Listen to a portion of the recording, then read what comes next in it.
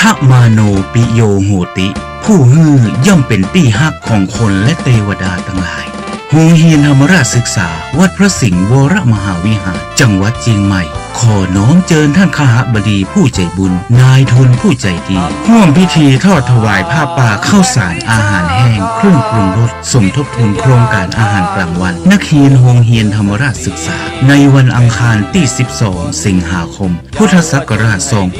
2568 ตั้งแต่เวลา 9 นาฬิกาเป็นต้นไปท่านสามารถรับเป็นเจ้าภาพข้าวสารอาหารแห้งเครื่องปรุงรสซึ่งได้จัดไว้เป็นชุดดังนี้ชุดน้อยชุดละ 250 บาทชุดใหญ่ชุดละ 500 บาทหรือบริจาคอุปถัมภ์ตามกำลังศรัทธาได้ที่โรงเรียนธรรมราชศึกษาวัดพระสิงห์วรมหาวิหารบัญชีธนาคารกรุงไทยเพื่อทุนอาหารกลางวันนักเรียนโรงเรียนธรรมราชศึกษาเลขบัญชี 540-023-9692 ติดต่อสอบถามรายละเอียดเพิ่มเติมได้ที่ท่านพระครูปริยัติกิจจาภิวัตรโทรศัพท์ 089-264-2485 หรือที่นายอาทิตย์นอคำมาโทรศัพท์ 098-853-7071 ได้ตั้งแต่วันนี้เป็นต้นไป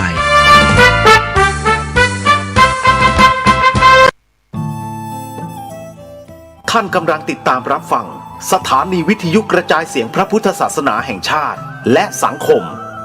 คลื่นเพื่อการศึกษาพระพุทธศาสนาและวัฒนธรรมระบบ FM 104.5 เมกะเฮิรตซ์รายการต่อไปเป็นรายการคดีโลกคดีธรรม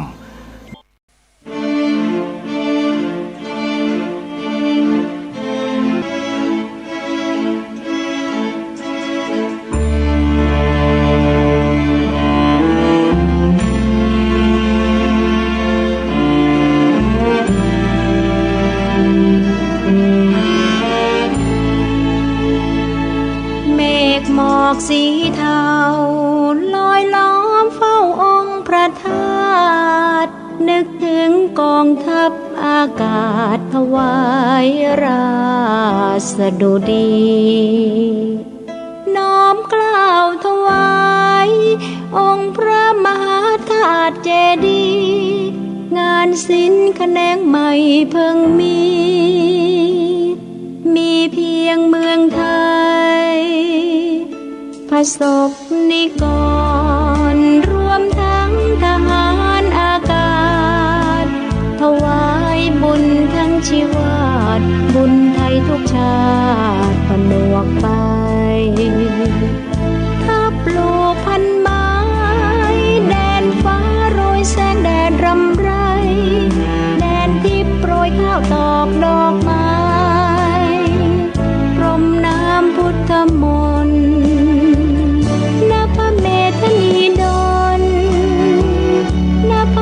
ภูมิสิริชาวไทยไฟบุญสุทธิถวายบุญเป็นพระราชกุศลสามโลกแดนทิพย์นิพพานเทพพรหมเบื้องบนทรงโปรดเสกบุญกุศลแด่สองพระองค์จงทุกนาทีมหาราชินีพระพุทธรำพึงขอชาติมั่ง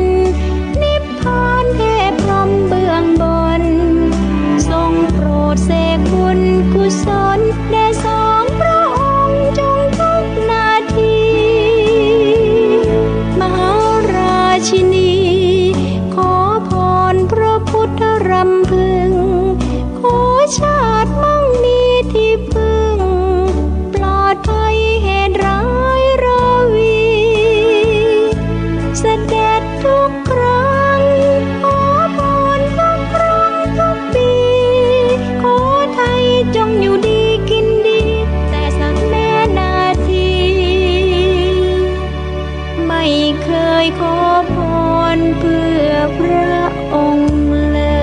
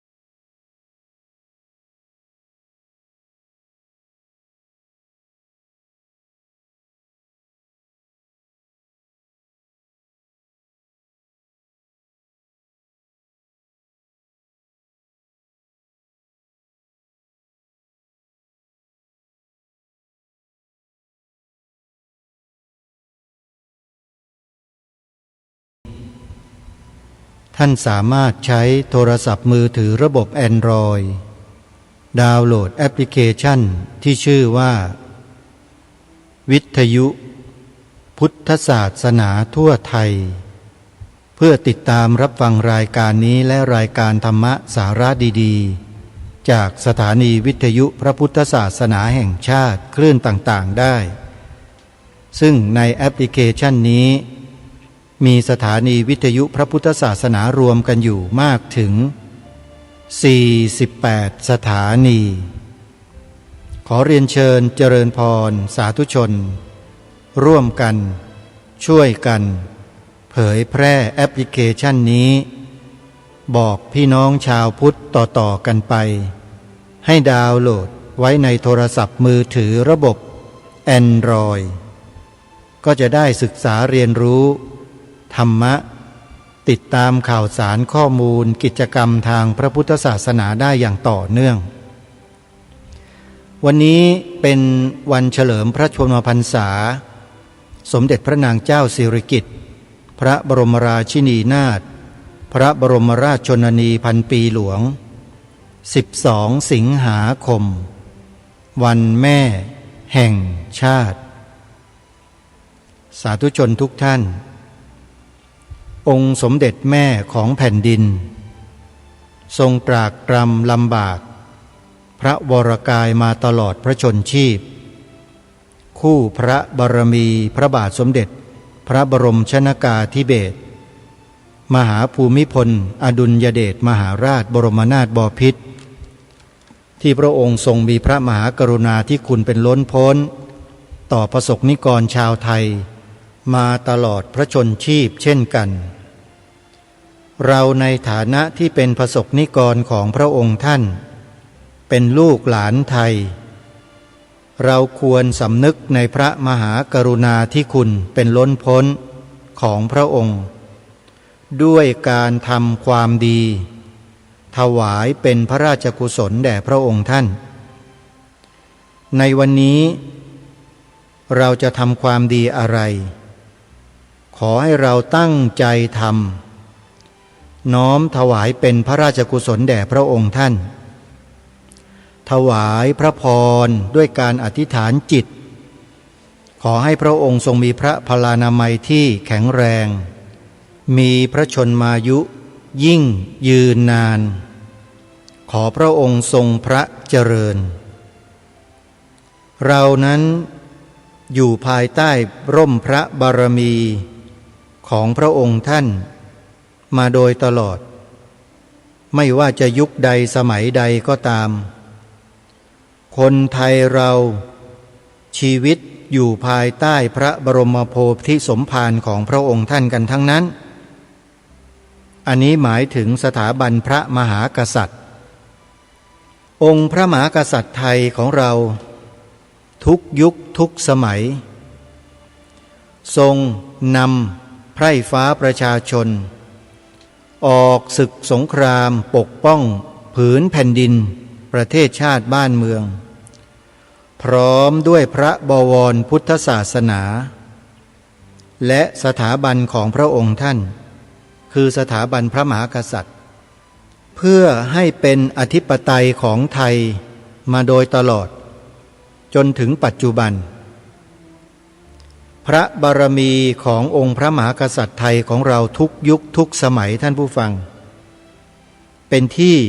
ลือเรื่องกระเดื่องนามของแผ่นดินสยามของเราไปทั่วโลกตั้งแต่รัชสมัยของ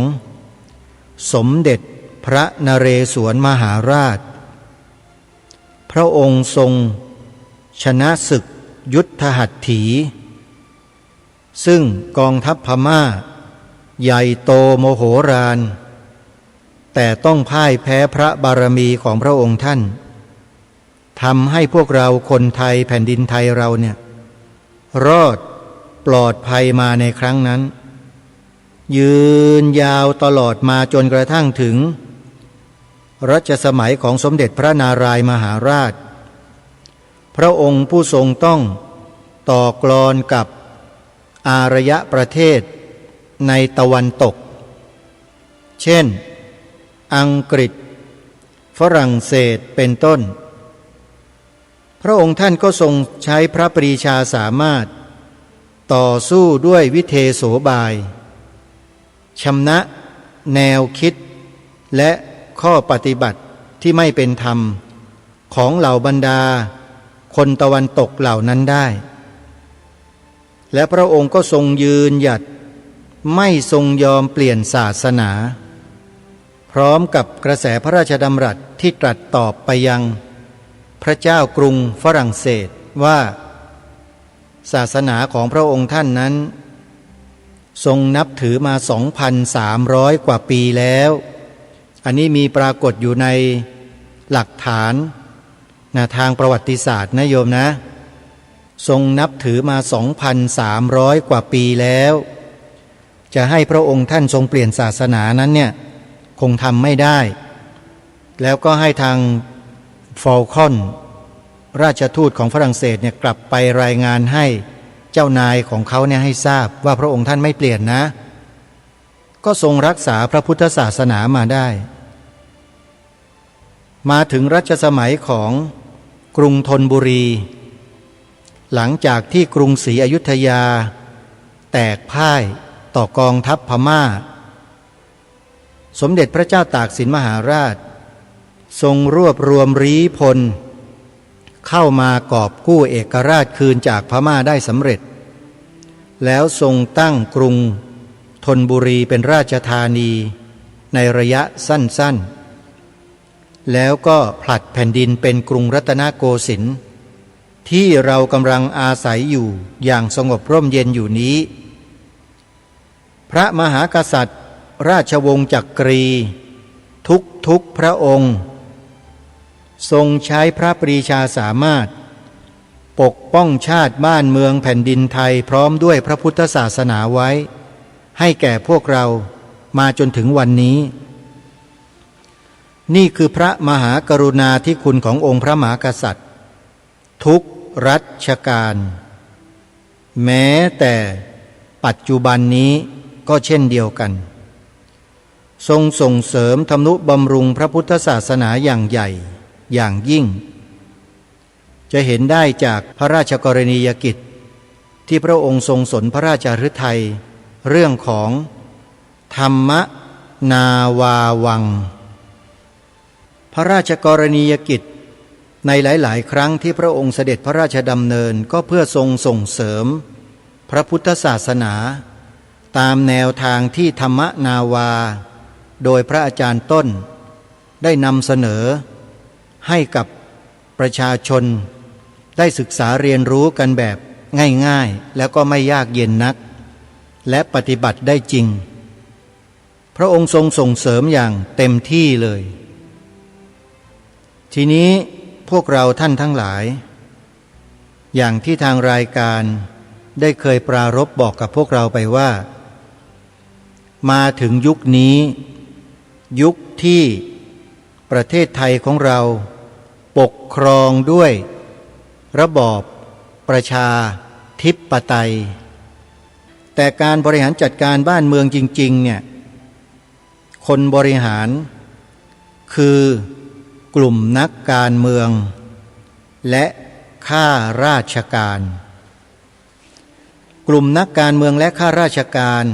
ทำหน้าที่ตามข้อกฎหมายที่กำหนดซึ่งเป็นผู้บริหารฝ่ายอาณาจักรแต่ในประเทศไทยเรานั้นมีอีกหนึ่งอาณาจักรที่อยู่เคียงคู่กับพระราชอาณาจักรนี้มายาวนานมากและทั้งสองส่วนนี้ไม่เคยก้าวก่ายกิจการงานกันเลยต่างคนต่างก็ส่งเสริมซึ่งกันและกันส่งเสริมนะฟังให้ดีท่านผู้ฟังส่งเสริมแต่มาในปัจจุบันนี้ท่าทีของฝ่ายอาณาจักรที่เป็นผู้บริหารนักการเมืองก็ดีข้าราชการก็ดีคิดอะไรทำอะไรกับฝ่ายศาสนจักรอันนี้หลายฝ่ายได้ทำการวิเคราะห์วิพากษ์วิจารณ์ออกมามากมายหลายประเด็นหลายประการเลยแต่รายการคดีโลกคดีธรรมจะไม่นำมากล่าวในที่นี้นะเพราะถ้ากล่าวออกไปแล้วเนี่ยจะเบรกไม่อยู่กลัวตัวเองเหมือนกันจะเบรกไม่อยู่และจะชนแหลกจึงไม่คิดที่จะนำความเหล่านั้นเนี่ยมาออกอากาศแต่ให้พวกเราชาวพุทธทั้งประเทศและผู้คนที่ฟังรายการอยู่ทราบไว้ด้วยว่ามีพี่น้องชาวพุทธเราทั้งพระสงฆ์ทั้งญาติโยมอุบาสกบาสิกาคฤหัสถ์ได้แสดงความคิดเห็นกับกรณีดังกล่าวนี้เพิ่มมากขึ้นทุกวัน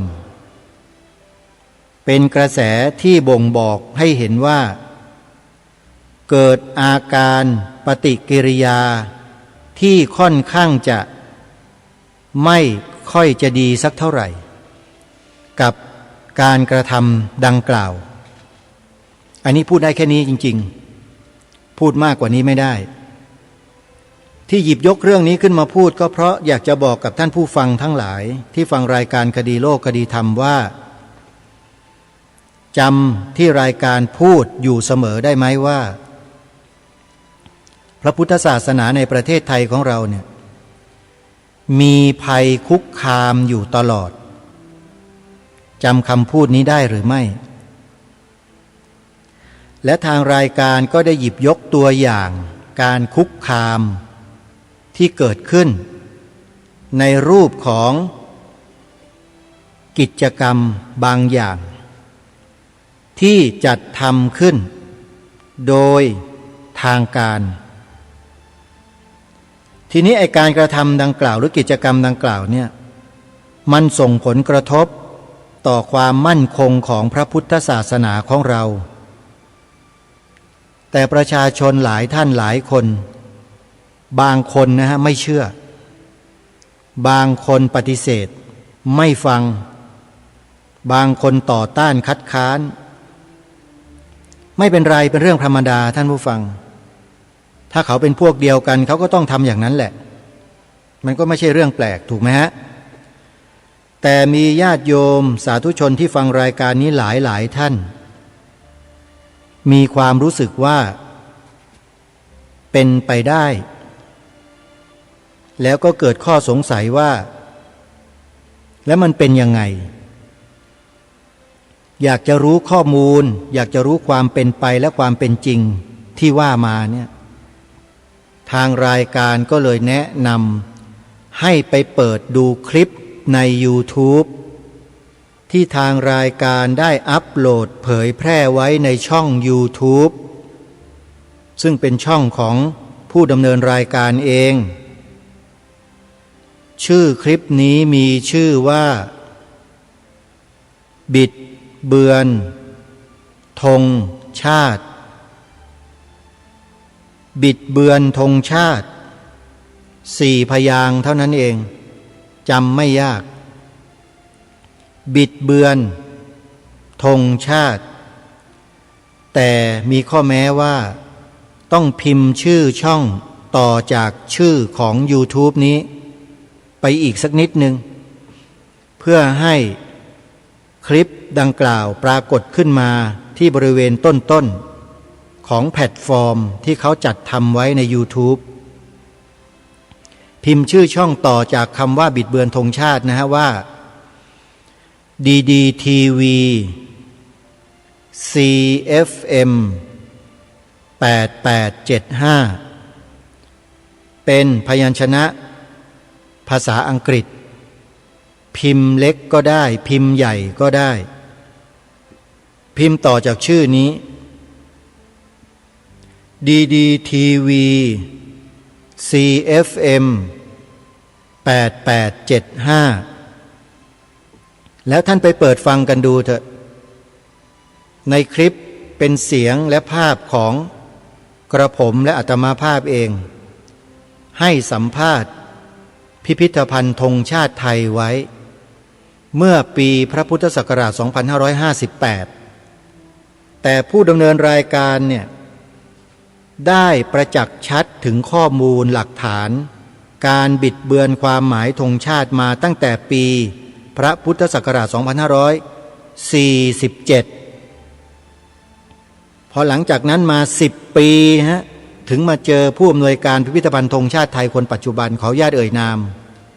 คุณพฤทธิพลประชุมผลไปเจอที่ไหนไปเจอที่งานของ DDTV ที่จัดอยู่ที่สวนอัมพรปีพระพุทธศักราช 2554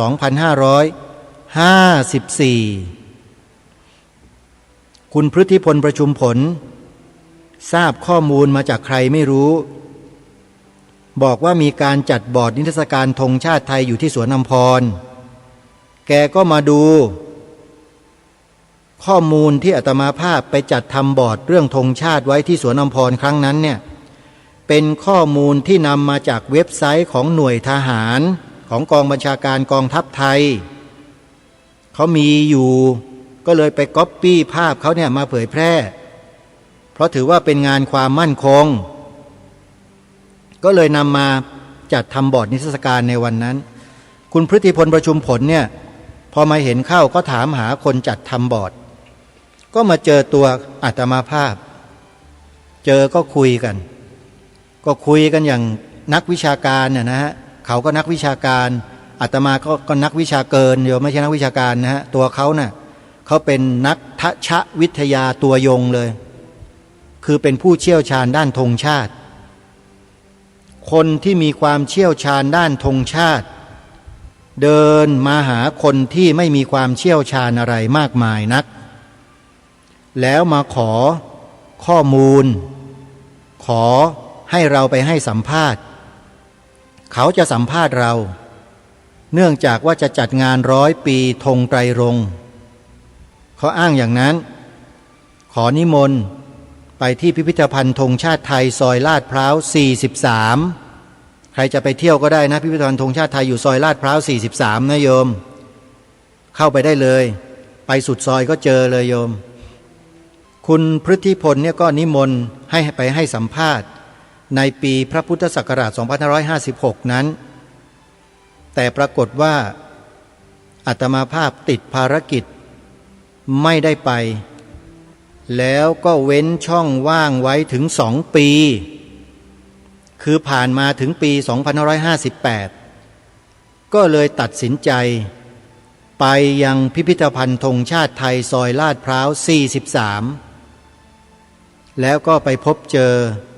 คุณพฤทธิพลประชุมผลที่พิพิธภัณฑ์ดังกล่าวนั้นเขาก็เตรียมสถานที่ไว้พร้อมแล้วก็เตรียมกล้องตากล้องไมโครโฟนอะไรพร้อมหมดแล้วก็ทำการสัมภาษณ์คลิปเสียงการสัมภาษณ์ที่เป็นคลิปวิดีโอเป็นต้นฉบับ ยังอยู่ยังเก็บไว้สมบูรณ์ทั้งหมดไม่มีการตัดต่อใดๆทั้งสิ้นแต่คลิป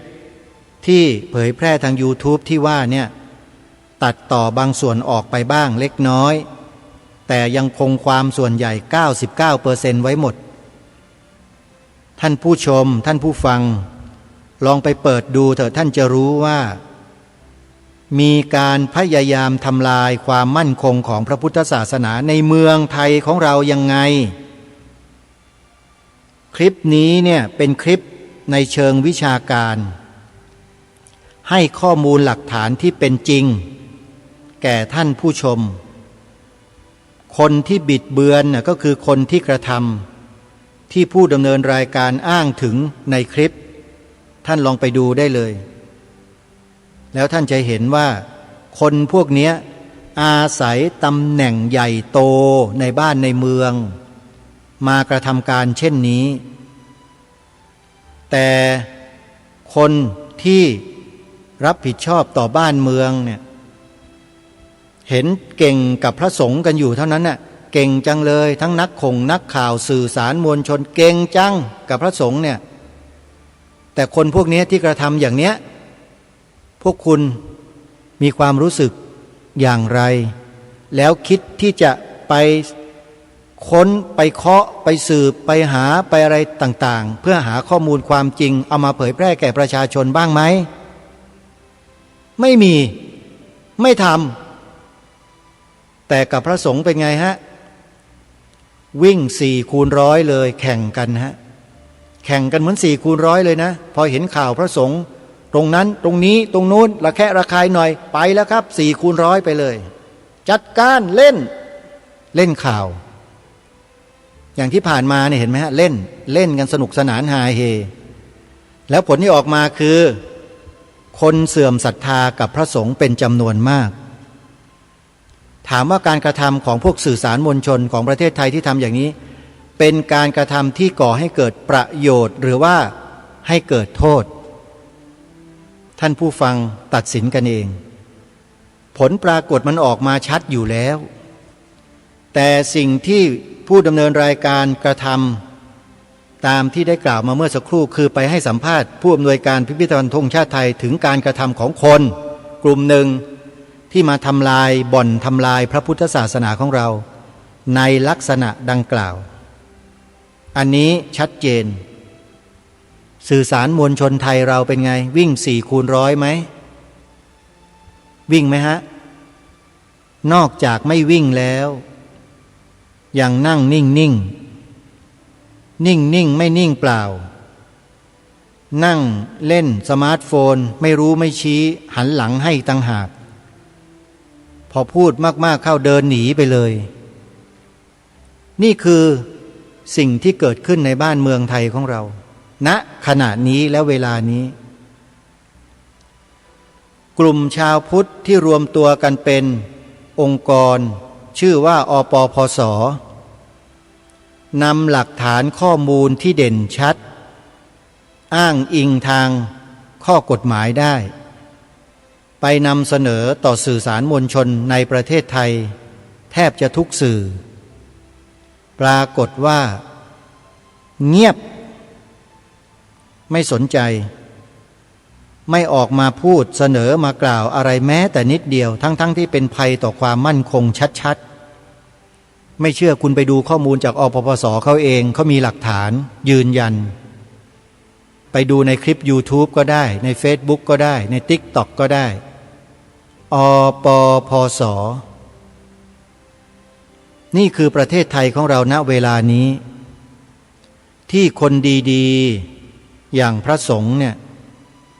กำลังถูกกระทำเยี่ยงกับว่าเป็นโจรเป็นบุคคลที่ต้องสงสัยเป็นบุคคลที่ไม่อาจสามารถจะไว้วางใจได้อีกต่อไปแล้วถูกกระทำในลักษณะดังกล่าวจริงหรือไม่ขอวิงวอนผ่านไปยังผู้หลักผู้ใหญ่ผู้มีใจเป็นธรรมด้วยให้ท่านช่วยออกมาแก้ไขสถานการณ์เหล่านี้อย่าให้มันลุกลามไปจนกระทั่งกลายเป็นความเสียหายใหญ่ในอนาคต ที่มันจะแก้อะไรไม่ได้ขอฝากไว้ด้วยนะว่าพระภิกษุสงฆ์สามเณรแม่ชีในพระพุทธศาสนาเนี่ยไม่ใช่โจรก่อการร้ายนะที่ใครจะมาทำอะไรตามอำเภอใจได้อันนี้ต้องขอฝากไว้ด้วยเราอยู่ในศาสนจักรมีการดูแลปกป้องคุ้มครองกันโดยพระธรรมวินัยดีอยู่แล้วคุณจะนำอะไรมาใส่เพิ่มเติมให้ระมัดระวังด้วยมันจะไปขัดต่อพระธรรมวินัยแล้วมันจะเกิดความเสียหายระวังให้ระวังไม่ได้ว่าอะไรให้ระวังด้วยแล้วก็อย่างที่ได้กล่าวมาเมื่อสักครู่นี้ว่ามีผู้รู้หลายท่านผู้มีใจเป็นกลางหลายท่านมองกรณีดังกล่าวนี้ว่าเป็นการกระทำที่เกินเลยและไม่เหมาะสมโดยประการทั้งปวงเขาเสนอความเห็นออกมาอย่างนั้นนะนำมาพูดให้ฟังและไม่ใช่คนสองคนนะเยอะด้วยที่กำลังออกมาตอนนี้มาแสดงความคิดเห็นมาทำการวิพากษ์วิจารณ์สิ่งเหล่านี้ที่เกิดขึ้นแต่ผู้ดำเนินรายการจะไม่นำมาเปิดไม่นำมาออกอากาศไม่นำมาพูดทั้งหมดแต่มองภาพรวมแล้วก็นำมากล่าวเท่านั้นเองว่าเขามีความรู้สึกมีความคิดอย่างไรเพราะฉะนั้นท่านผู้ฟังสาธุชนทุกท่านพระสงฆ์ในพระพุทธศาสนาในประเทศไทยของเราเนี่ยนะฮะจำนวนมากเกือบ 99% เป็นพระภิกษุที่อยู่ในร่องในรอยอยู่ในระเบียบวินัยทำตามพระธรรมวินัยดีอยู่แล้วแต่การกระทำของเจ้าหน้าที่รัฐที่เรียกกระทำต่อพระภิกษุสงฆ์ทั้งบ้านทั้งเมืองทั้งประเทศเนี่ยโดยอ้างความผิดของพระสงฆ์เพียงไม่กี่รูปเนี่ยถามว่าเป็นการกระทำที่ถูกต้องและเหมาะสมและยุติธรรมแล้วหรือแล้วถ้าองค์กรหน่วยงานของพวกคุณน่ะไม่ว่าจะเป็นทหารตำรวจข้าราชการมีการกระทำความผิดแล้วออกสื่อแบบเนี้ยไม่กี่คนแล้วคุณก็นำเอามาตรการควบคุมแบบเบ็ดเสร็จทั้งองค์กรตรวจสอบมันทั้งองค์กรควบคุมมันทั้งองค์กรเนี่ยออกมาเพราะเหตุเพียงแค่ไม่กี่คนทำผิดเนี่ยคุณคิดว่าการกระทำเช่นนั้นถูกต้องไหมและเหมาะสมไหมวันนี้มาพูดเพื่อทุกฝ่ายนะฮะไม่ใช่พูดเพื่อกลุ่มพวกพ้องของตัวเองคนผิดก็ว่าไปตามผิดสิฮะก็ผิดเฉพาะบุคคลเท่านั้นฮะแต่นี่คุณมาควบคุมกันทั้งองค์กรนี่หมายความว่าอะไรฮะใช่เหรอมันใช่เหรอถามหน่อยใช่หรือเปล่าอันนี้ต้องขอฝากไว้ด้วยฝากผู้หลักผู้ใหญ่ในบ้านเมืองช่วยพิจารณาหาทางออกที่มันดีกว่านี้ทางออกที่ดีกว่านี้ไม่มีปัญญาทำกันแล้วหรืออย่างไรถามตรงๆแบบนี้แหละฮะเพราะว่าดูแล้วเนี่ยมันหนักข้อนะมันหนักข้อขึ้นทุกวันมันเกินไปอ่ะพูดง่ายๆว่าเกินไปไอ้เรื่องราวเหตุการณ์ที่เป็นภัยต่อความมั่นคงที่อปปสเขาเสนอให้ไปทำนะทำไมคุณไม่อยากจะไปทำกันเลยล่ะทั้งที่มันเป็นหน้าที่ของพวกคุณต้องไปดูแลจัดการนะแต่คุณกลับมาทำเรื่องพวกนี้กระจอกมากเรื่องพวกนี้ไม่ใช่เป็นเรื่องภัยความมั่นคงอะไรเลยกับบ้านเมืองทักนิดเดียวไม่เกี่ยวเลยแต่คุณขยันกันจังเลยอ่ะมันก็เลยดูตะหงิดยังไงอยู่ผู้คนในสังคมก็เลยตั้งข้อสงสัยไงโดยเฉพาะอปปสนี่เขาสงสัยดังมากเลยเนี่ยลองไปฟังดูดิอปปสเนี่ยเขาสงสัยดังมากเลยลองไปฟังเขาดูนะว่าเขาสงสัยยังไงแล้วท่านจะรู้ว่าเขาสงสัยยังไงนี่รายการคดีโลกคดีธรรมนี่ถือว่าเพียงแค่น้ำจิ้มเล็กๆน้อยๆเท่านั้นนะยังไม่ออกอย่างแรงๆนะยังไม่ออกอย่างสุดๆ โอ้ยถ้าออกสุดๆเนี่ยคงอยู่กันไม่ได้อะคงจะต้องได้เดินออกมาข้างนอกกันบ้างแล้วพวกเราเนี่ยเกินไปเอาจริงไม่จริงล่ะท่านเกินไม่เกินล่ะท่านคือถ้ามีเจตนาดีความหวังดีปรารถนาดีนะก็ดีไปดิจริงฮะเจตนาดีปรารถนาดีแต่วิธีการมันไม่ใช่อ่ะวิธีการนี้ยังไม่ใช่นะการควบคุมเนี่ยมันไม่ใช่นะท่านควบคุมและบังคับเนี่ยมันไม่ถูกต้องนะถ้ากระทำอย่างนั้นไม่ถูกนะคุณต้องให้ทุกท่านทุกรูปทุกนามเนี่ยยินยอมเสียก่อนเพราะมันเป็นสิทธิขั้นพื้นฐานของมนุษย์ทุกคนเป็นมนุษย์นะไม่ใช่แมวไม่ใช่ไก่จับบีบคอมาเค้นมาฆ่ามาอะไรกันได้ไม่ใช่คุณอย่าทำเป็นเล่นไปนะเรื่องพวกนี้ทำเป็นเล่นไม่ได้นะครับมนุษย์นะฮะมนุษย์นี่มันฉลาดนะมันฉลาดในทางดีสุดๆก็ได้ทางเลวสุดๆก็ได้นะคุณอย่าทำเป็นเล่นกับมนุษย์นะฮะเนี่ยพูดนี่เตือนด้วยความหวังดีด้วยทุกฝ่ายด้วยพระสงฆ์เนี่ยท่านอยู่ของท่านดีๆปฏิบัติกิจของพระศาสนามาด้วยดีโดยตลอดไม่ได้สร้างความเดือดร้อนให้ใครเลยในประเทศนี้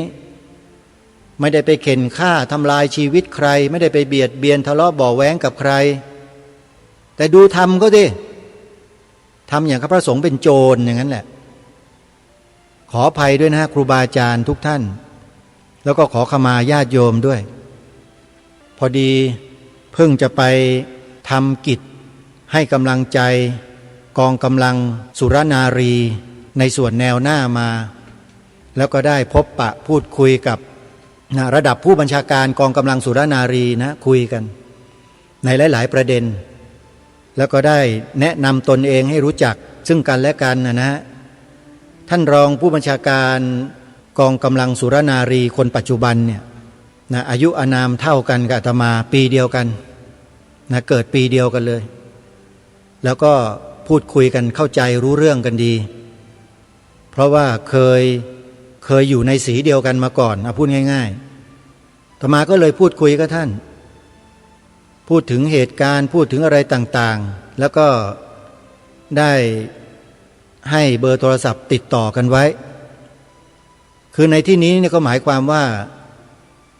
ในฐานะที่อาตมาภาพและกระผมเองนะครับครูบาอาจารย์นะฟังผมด้วยนะผมเองเนี่ยผ่านอะไรมาในทางโลกมาเนี่ยไม่ใช่น้อยนะครับไม่ใช่ไม่รู้อะไรนะและเมื่อมาอยู่ในทางธรรมและอยู่มาไม่ใช่น้อยด้วยนะผมอยู่มามากกว่าทางโลกอีกนะทางธรรมเนี่ย30 กว่าปีแล้วนะครับที่ผมบวชมาเนี่ยแล้วผมเห็นอะไรมาเยอะในหมู่ของสงฆ์เราเนี่ยอย่าให้ผมพูดนะครับผมไม่อยากจะพูดผมไม่หยิกเล็บหรอกครับเพราะมันจะเจ็บเนื้อนะฮะท่านเจ้าประคุณสมเด็จพระพุทธาจารย์เกี่ยวอุปาเสนมหาเถระท่านสอนสั่งผมไว้ในคราวที่ไปประชุมปรึกษาหารืองานพระศาสนากันในครั้งที่ท่านยังมีชีวิตอยู่ที่วัดสะเกษท่านฝากอะไรไว้เยอะ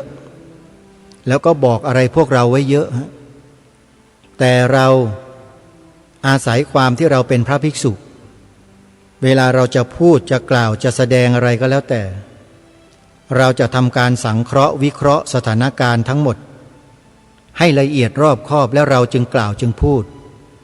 หลายสิ่งหลายอย่างเราไม่ได้พูดครับพูดไม่ได้แต่มันอยู่ในใจเราอยู่เสมอแล้วสิ่งต่างๆที่ท่านเจ้าประคุณสมเด็จได้พูดไว้เนี่ยว่ามันจะเกิดขึ้นนะในอนาคตเกิดอย่างนี้เป็นอย่างนี้นะตรงหมดทุกอย่างเลยฮะที่ท่านเจ้าประคุณสมเด็จพูดไว้เนี่ยแล้วท่านก็ชี้แนวทางในการแก้ไขป้องกันระวังไว้ด้วยแล้วเราก็ทำแล้วเราก็เตรียมการกันไว้หมดไม่ใช่ว่านั่งนอนหลับตาหลับหูไปวันๆหนึ่งไม่ใช่นะครับมีการทำงานกันอยู่ตลอดนะเพราะเราเชื่อเราศรัทธาเรามั่นคงมั่นอกมั่นใจครับว่าสิ่งที่เราทำกันมาตั้งแต่บรรพบุรุษเราเนี่ย เป็นแนวทางที่ถูกต้องที่สุดเป็นแนวทางที่ดีที่สุดอยู่ภายใต้ของคำว่ารู้รักสามัคคีอาตมาภาพจึงเดินทางไปให้กำลังใจหน่วยทหารที่อยู่แนวหน้าเป็นหน่วยรบที่เพิ่งจะรบกันเสร็จหมาดๆนี่แหละกองกำลังสุรนารีนี่แหละโยมไปดูในเฟซบุ๊กดิยืนถ่ายกับท่านรองผู้บัญชาการกองกำลังสุรนารีอยู่นั่นนะแล้วก็ได้เพื่อนที่เป็นคฤหัสถ์ได้ไปจัดสร้างอนุสรณ์สถานสมเด็จพระเจ้าตากสินไว้ที่นครนายกก็โทรศัพท์มาว่าขอให้อาตมาภาพเนี่ยอยู่ก่อนอย่าเพิ่งกลับกรุงเทพผมจะนิมนต์พระอาจารย์เนี่ยเข้าไปด้วยเขาก็ติดต่อประสานงานมาก็ไปไปก็ไปพอไปเสร็จก็ได้พบได้เจอได้คุยแล้วก็ได้ข้อคิดอะไรหลายเรื่องแล้วก็ฝากท่านรองผู้บัญชาการกองกำลังสุรนารีไว้แล้วว่าบ้านเมืองเราเป็นอย่างนี้นะพระสงฆ์เรานะตอนนี้ที่ท่านเห็นเป็นข่าวนั่นนะมันเป็นเพียงแค่ส่วนเล็กๆนิดๆที่เกิดขึ้นแล้วก็มีกระบวนการหรือขบวนการที่กระทำการอะไรบางอย่างอยู่ในกรณีนั้นด้วยก็เล่าให้ท่านฟังท่านก็เข้าใจและท่านก็รู้ท่านไม่ใช่เด็กท่านเป็นผู้ใหญ่ท่านมีความคิดเป็นของตัวเองท่านก็บอกว่าท่านไม่เคยเสื่อมศรัทธาหรอกจากพระพุทธศาสนาแล้วก็จากพระสงฆ์เราเนี่ยพระสงฆ์ดีๆต้องเยอะแยะมีมากมายท่านก็ให้กำลังใจมานะบอกท่านพระอาจารย์ขออนุโมทนากราบขอบพระคุณท่านพระอาจารย์มากที่มาให้กำลังใจนะแล้วถ้ามีอะไรที่กับผมพอจะช่วยเหลือได้ก็นิมนต์นะครับปรารถนาไว้แค่นี้เราก็สบายใจแล้วนะการที่ทางทหารทำหน้าที่อยู่ณตอนนี้อาตมาภาพเนี่ยเข้าใจทุกอย่างติดตามสถานการณ์ตลอดทุกฝีก้าวไม่เคยหยุดเลยเพราะต้องการที่จะเห็นความรักความสามัคคีของคนไทยเราเนี่ยร่วมแรงร่วมใจกันส่งกำลังใจให้แนวหน้านั่นแหละคือผู้เสียสละที่แท้จริงญาติโยมอยู่ชายแดนน่ะนั่นคือคนเสียสละไอ้พระพวกเราเนี่ยที่นั่งอยู่ในวัดในวาเนี่ยไม่ใช่นะท่านนะคนละแบบกันนะท่านพวกเรานี่ก็ว่ากันไปอีกแบบหนึ่งขนาดอยู่กันสบายๆนี่ยังทะเลาะกันเลยยังมาเกลียดกันเลยยังมาแบ่งพรรคแบ่งพวกกันเลยพวกเราเนี่ยไอ้ตรงเนี้ยมันเป็นเรื่องที่พูดกันได้อยู่แล้วล่ะมันเป็นอยู่ทุกวัดนี่แหละครับยังไม่สามัคคีกันยังไม่รักกันเลยนะวันนี้ต้องขอขมาด้วยนะครับที่ผมเอาอะไรมาพูดเนี่ยมันเป็นความจริงท่านต้องยอมรับกันพวกเราเนี่ยไม่สามัคคีกันเลยแล้วสุดท้ายเป็นไงล่ะต่างคนต่างคิดต่างคนต่างพูดต่างคนต่างทำไม่เป็นไปในทิศทางเดียวกันแล้วเนี่ยสิ่งที่เราเจอเดี๋ยวเจอกันไปสักพักหนึ่งเดี๋ยวก็คงจะรู้สึกกันแหละรู้สึกตัวกันแล้วก็คงจะหันกลับเข้ามาปรึกษาหารือกันเองยังไม่เคยเจอไงพอเจอแล้วจะรู้เองนะขอฝากไว้นะฮะให้พวกเราสามัคคีกันนะครับพระสงฆ์นะให้สามัคคีกันไว้ใครที่ออกนอกลู่นอกทางเนี่ยนะก็ขอให้รู้ตัวกันด้วยนะยังไม่สายเกินไปที่ท่านจะแก้ไขและปรับปรุงตัวเองให้อยู่ในร่องในรอยให้อยู่ในระเบียบวินัยแล้วก็ให้อยู่ในสิ่งที่ถูกต้องนะฮะอะไรที่ไม่ถูกต้องก็อย่าไปยืนอยู่ข้างที่ไม่ถูกต้องนะให้ยืนหยัดอยู่บนความถูกต้องเอาไว้แล้วท่านไม่ต้องไปกลัวสิ่งที่ผิดนะสิ่งที่ผิดนั่นน่ะควรจะกลัวสิ่งที่ถูกต้องท่านจำไว้นะฮะคนที่ถูกต้องทำถูกคิดถูกพูดถูกแล้วท่านไม่ต้องกลัวท่านทำไปเถอะทำให้เต็มที่แต่ต้องมีปัญญาด้วยนะอย่าไปมุทะลุดุดันแล้วมันก็ทำอะไรอย่างนั้นมันก็ไม่ได้ละท่านทุกอย่างมันต้องใช้ปัญญาใช้ความสามารถพร้อมด้วยสติปัญญาด้วยไม่ใช่ทำสุ่ม4สุ่ม8ไปดุ่มๆไป มุทะลุดุดันไปมันก็ไม่ใช่นะครับแล้วก็ขอขมาญาติโยมทุกท่านทุกคนด้วยนะวันนี้ออกจะเข้มสักนิดนึงโยมเพราะว่าเพิ่งจะออกมาจากค่ายทหารโยมมันก็เลยติดเชื้อมานิดหน่อยแต่ไม่เป็นไรหรอกเดี๋ยววันพรุ่งนี้ก็ดีแล้วแหละก็ขอฝากด้วยนะโยมนะผู้ที่เสียสละอยู่แนวหน้าไม่ว่าจะเป็นตำรวจตระเวนชายแดนทหารพรานกองกำลังของหน่วยทหารต่างๆไม่ว่าจะเป็นกองพลกองพันกองร้อยหรือจะเป็นอะไรก็แล้วแต่กองกำลังอะไรก็แล้วแต่เถอะที่เขาออกไปทำหน้าที่นะเขาต้องการกำลังใจจากแนวหลังเพราะฉะนั้นคอยฟังนะโยมว่าเขามีทางการเขามีการประกาศอะไรให้ฟังทางการไว้และทางการนั้นต้องเป็นทางการที่น่าเชื่อถือได้ด้วยนะไม่ใช่ทางการปลอมๆนะโยมเดี๋ยวไปเจอเฟกนิวเข้าอีกอย่าไปเชื่อง่ายๆไอ้ใน TikTok ใน YouTube ในอะไรเนี่ยที่มันมีการออกมาทำมาอะไรเผยแพร่กันอยู่ต้องระวังด้วยนะมันอาจจะเป็นเฟกนิวก็ได้แต่ที่ถูกต้องคือจะต้องติดตามดูข้อมูลทางฝ่ายทางการโดยเฉพาะทางหน่วยทหารที่เขาออกมาพูดเพราะเขาอยู่ในเหตุการณ์ทั้งหมดแล้วเขาจะรู้ข้อมูลนะวันนี้พรุ่งนี้ต่อไปเป็นอย่างไรทหารต้องการอะไรฟังทางการแล้วเมื่อเขาต้องการแล้วเราก็ร่วมด้วยช่วยกันไปคนละไม้คนละมือคนละเล็กคนละน้อยไม่ต้องเยอะหลายๆคนเข้ามันก็มากแล้วก็ส่งตัวแทนเราไปเหมือนอย่างที่อาตมาภาพไปเนี่ยก็ไปในฐานะเป็นตัวแทนของญาติโยมจิตอาสาของเรานะก็ช่วยกันคนละไม้คนละมือคนละเล็กคนละน้อยคนละนิดคนละหน่อยรวมกันมันก็พอสมควร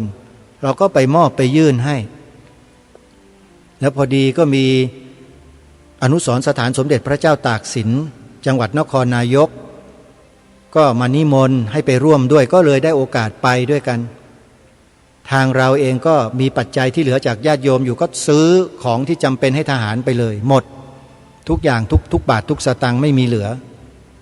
นะเติมน้ำมันเองจ่ายค่าอะไรเองนะส่วนเงินที่โยมบริจาคมาก็มอบให้กับหน่วยกำลังไม่หมด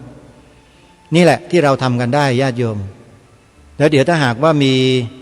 ความต้องการอะไรที่จำเป็นก็จะได้แจ้งประกาศเชิญชวนญาติโยมกันต่อไปนะโยมนะไปสนับสนุนกองกำลังแนวหน้ากันนี่แหละสิ่งที่เราทำกันได้ช่วยกันแล้วอย่าลืมท่องเอาไว้นะรู้รักสามัคคีท่องไว้รู้รักสามัคคีให้เรารู้รักสามัคคีกันไว้ในหมู่พี่น้องคนไทยเราอย่าทะเลาะกันนะให้ดีต่อกันเอื้อเฟื้อเผื่อแผ่ต่อกันเมตตากันอันนี้สำคัญมากเป็นหนทางรอดปลอดภัยของประเทศไทยเราทั้งประเทศเลยถ้าเราทำได้อย่างนี้เอาละเวลาของรายการหมดแล้วท่านผู้ฟังวันนี้ต้องขอสมมุติยุติรายการไว้เพียงเท่านี้พบกับรายการได้ใหม่ในวันต่อไปขอความสุขความสวัสดีในธรรมแห่งองค์สมเด็จพระบรมศาสดาสัมมาสัมพุทธเจ้าจงปรากฏเกิดมีขึ้นในจิตใจของท่านผู้ฟังทุกท่านทุกคนเทินขอเจริญพรกล้าคิดก็ต้องกล้าทำอย่ากลัวถ้าทำความดีเร่งศึกษาปัญหาให้ทันท่วงทีเมืองไทยจะพัฒนา